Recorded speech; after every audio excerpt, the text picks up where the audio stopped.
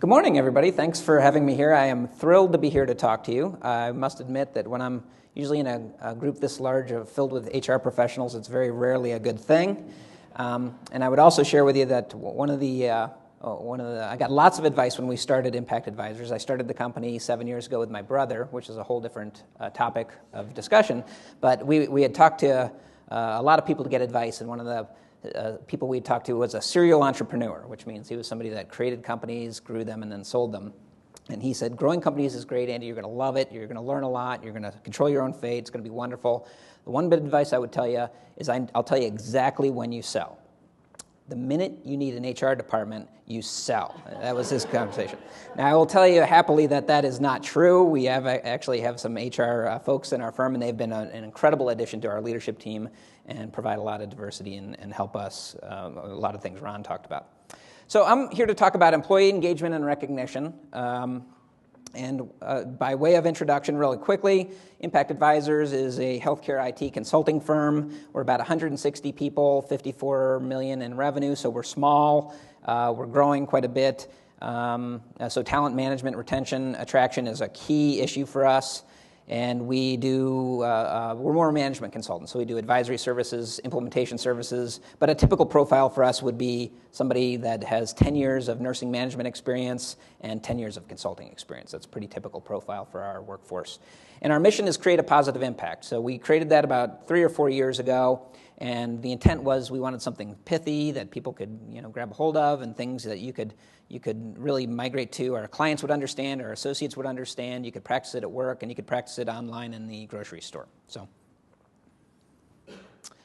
we've gotten, and just to establish my credentials, if you will, we've gotten a lot of industry recognition, which we're very pleased with. Of course, Inc. 5000, the fastest growing firms in Chicagoland, are some growth and volume statistics we've done very well with. But what I'm actually more proud of is some of the best places to work accolades we've received. So Modern Healthcare has the top 100. We've been on that list for the last 4 years. Consulting Magazine, we've been on that list for 7 years. And we were one of the 50 most engaged workplaces last year. So we're really proud of that. And I'm much more proud of the Best Places to Work awards because those are voted on by our associates. And at the end of the day, we are a people company. And I would probably argue that every one of your companies is a people company at the end of the day, too. So that's what's really important for us, is to attract and retain those people. Okay, and the mantra in our company is culture and quality always trumps growth. So growth is great. I love growth. Growth makes you feel like a winner. Growth presents a lot of opportunity for personal or professional development. But for us, that is a byproduct of focusing on culture and quality. In our industry, there's thousands, literally thousands of competitors in what we do. It's a very hot market. And a lot of those companies are, aggregations of talent, if you will. So they are just shuffling paper, or they're doing subcontracting relationships. Our focus was really to build kind of a family, if you will, a community. My sense is that all of us want to be part of something bigger than just ourselves. So our focus is really on culture and quality. All of our folks work for us directly, our thought being that unless they're completely invested in what we do as a company, they're not going to work well, they're not going to provide the proper outcome for our clients. So this is a mantra, everybody knows this. In our leadership meeting in September, I love this quote. One of our leaders, 30 people in the firm, get together and we sort of set strategy for the upcoming year. He said, in most companies, business drives culture. At Impact Advisors, culture drives business. So I thought that was a wonderful quote. So the agenda, that's the setup, if you will, but I'm going to talk about a couple things today. We're going to talk about recognition, what it means. I think Ron set the stage perfectly. We'll talk a little bit about Impact Advisors and our culture. We'll talk about designing an effective system, and we'll talk specifically about one of the programs we're using at Impact Advisors, and then we'll talk about how you might measure the success of one of these programs. So engagement, I'll move through this quickly because I think Ron did a great job, but engage employees, somebody who's involved and willing to go the extra mile, I think is what was said, and I think that's a great definition of that. You all know much more about this than probably I do. 70% of American workers not engaged, 75% of leaders don't have an engagement plan or strategy. Ron talked about this as a crisis. I fully would endorse that. It's really a crisis and a shame. And then he also, one of the Towers and Watson studies in 2011, they made the case that engagement isn't just enough. You need to have exponential engagement, which means the employees engaged, they're willing to go the extra mile, they're enabled, they're in an environment that supports their productivity and performance, and they're energized by their company. So they think there's physical, social, and emotional well-being that's provided for them at work. So, and you can see the results of that, a 3 times higher operating margin in those companies versus an average engaged company. The Impact of Culture, a Cotter book in 1992, he studied 600 firms, and he compared performance-enhancing cultures, which you and I would call an engaged culture, versus average, and you can see the statistics are amazing. In net income growth, 756% compared to 1% growth over an 11-year period. So really impressive. And then the last bit of data I would share with you is that Heskett wrote a book called A Culture Cycle, and he made the case that 20 to 30% of a differential in corporate performance can be directly attributed to a culture. I personally think that number is low. I think it's a much higher number anecdotally.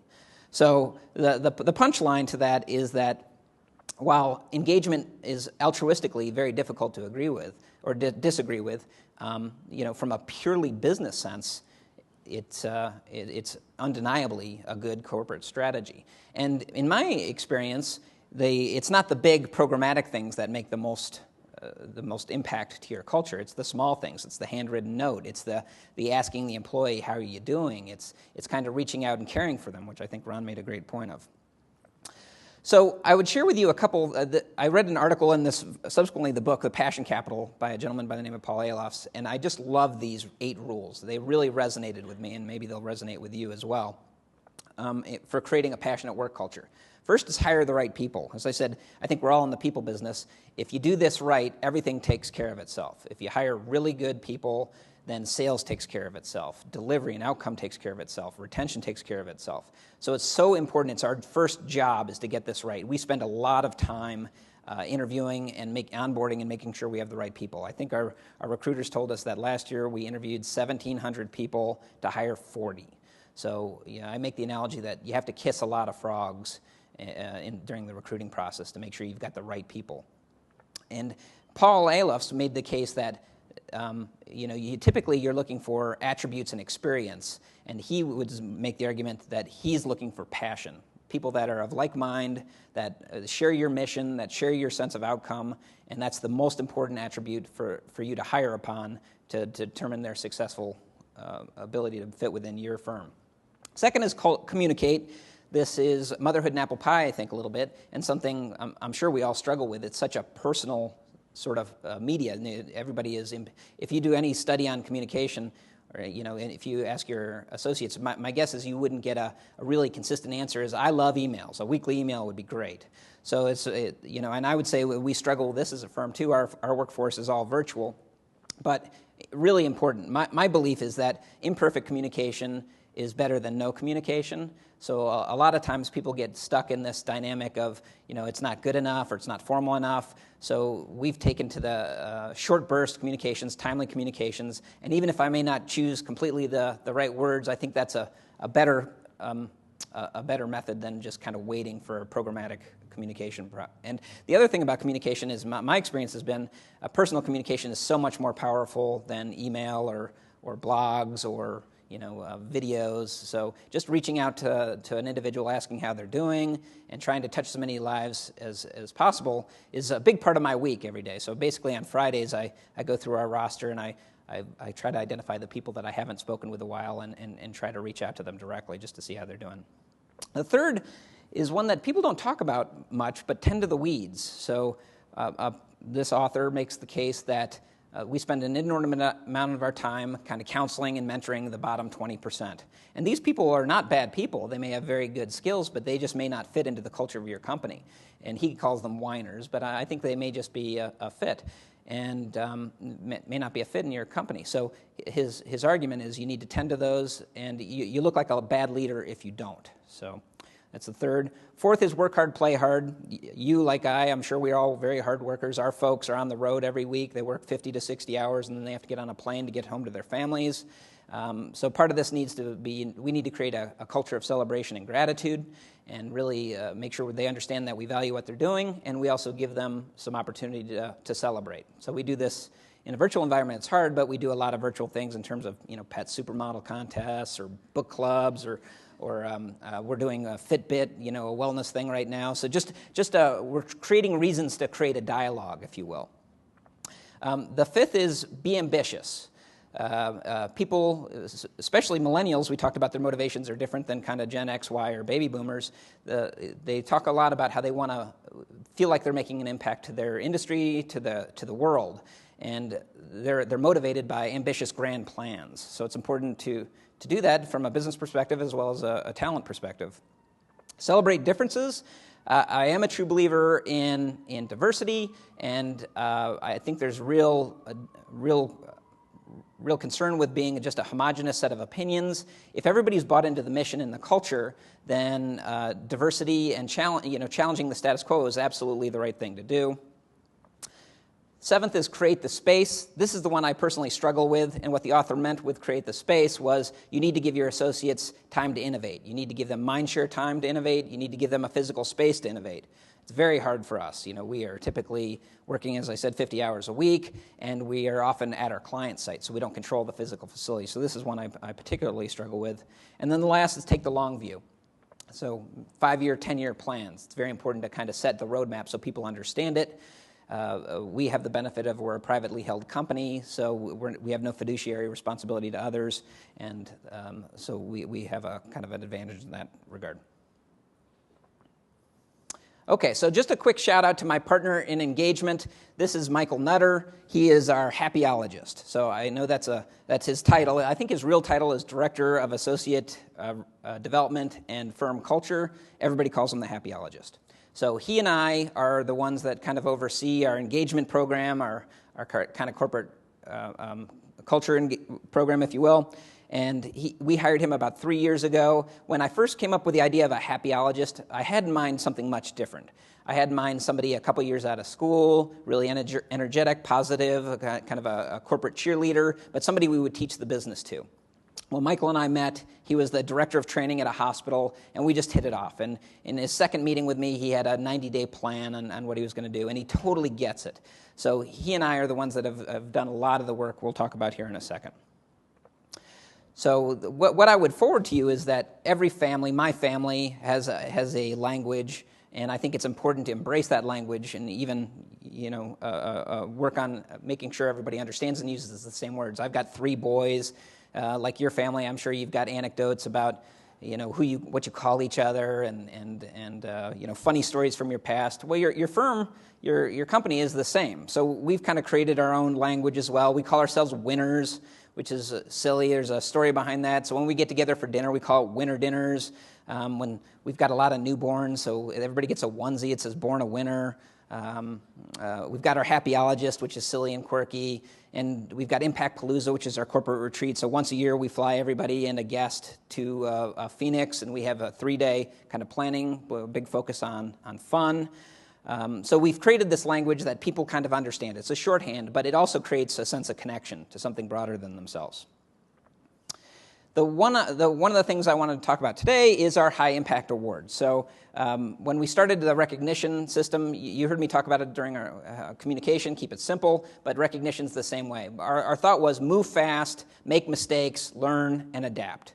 Right? Somebody once told, maybe I saw it in a movie, but if you're not where you want to be, if you've made a series of decisions that take you someplace you don't want to go, that's not the end. It's not the end until you're happy with the outcome. You can always change and adapt. So that was the theory with our recognition system. Move fast, make mistakes, and adapt. The high impact award system was really inspired by, I had an elementary schooler at the time, and they had a program at this elementary school called the Caught You Doing Something Nice program.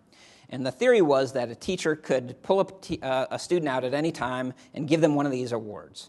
And they could give that to the student for helping another student or being good in class. And it was just a really simple simple process, and then they could turn this in for a reward, a pencil or a marker or something. And I was really struck by, one, the simplicity of that, and two, how thrilled my sons were to get one of these awards. I mean, we saved them. They're in a folder. They're in a folder in the house, right? They're very proud of this as a kindergarten and first grader. And I was thinking, well, that's really simple and easy. So we did the same thing. We created the High Impact Award Program based on a kindergarten a kindergarten concept. But we talked about it in the introduction, but the basic theory is quite simple. Any employee, any associate can recognize anyone else at any time for doing something, going the extra mile. And they can spend up to $50 for a token of gratitude. There's no approval necessary.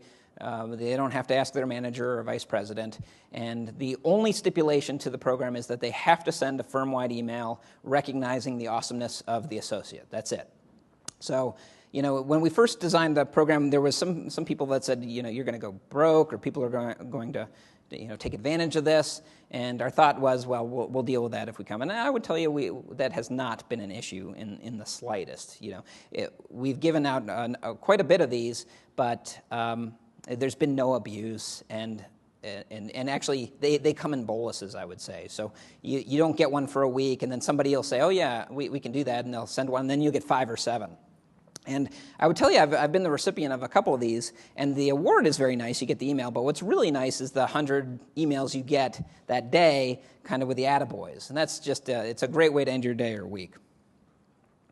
So the program's been growing. I think 3 years ago we gave out 50. Last year we gave out 150. And this year we gave out, we're on pace to give out 200 or 250. So people really are engaged in this, and they're energized by it, and they really like it. We reward all sorts of behavior. So we've had people that are supporting conversions, or they go to an extra city to help a colleague, or somebody's sick and needs help to get to the ED. We've had all sorts of people that have stepped up to the plate. And the tokens of appreciation have varied greatly, too. So I've been the lucky recipient of a couple of these, and I've gotten a matching set of beer mugs. So Michael, our Happyologist, knows that I happen to like craft beer, if anybody's looking for a speaker's gift.